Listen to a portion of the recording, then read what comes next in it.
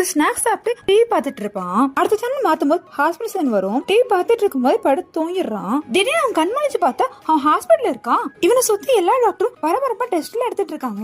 அங்குள்ள ஒரு டாக்டர் இப்ப இவரோட கண்டிஷன் என்ன அப்படின்னு கேட்க, குண்டாயிட்டு போயிட்டு இருக்காரு, இவர் குண்டாவதுனால தடுக்க முடியல, இவர் பிளட் பிரஷர் அதிகமா இருக்கு அப்படின்னு அந்த டாக்டர் சொல்வாரு. இந்த டாக்டர் பேசிட்டு இருக்கும் போது அவன் பலமா குண்டாக ஆரம்பிச்சுட்டான்.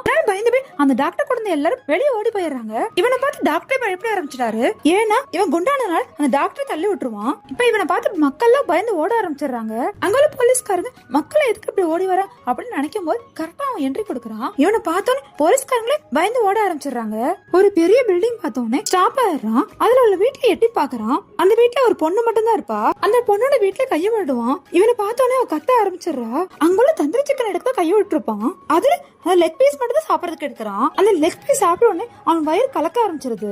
இவன் வயிறு சரியில்லாதனால இவன் கேஸ் பிரிச்சிடறான். இவன் போட்ட பாமால சூறாவளி கத்து வந்து எப்படி இருக்குமோ அந்த மாதிரி மக்கள் எல்லாம் பறக்க ஆரம்பிக்கிறாங்க. இதுல அங்க வந்து ஒருத்தன் சிகரெட் குடிக்கலாம் தீப்பெட்டி ஆன் பண்றான். அந்த போலீஸ்காரன் தடுக்கலாம் ட்ரை பண்றான். அதுக்குள்ள பத்த வச்சிருவான். இவனோட பாமா நெருப்பு சேர்ந்தனால அந்த இடமே வெடிச்சிருது. இதனால பயந்து போய் தூக்கத்துல நினைச்சிருவான். அப்புறம் தான் அவனுக்கு தெரியுது இதெல்லாம் கனவு அவனாலதான் இருக்கான்னு.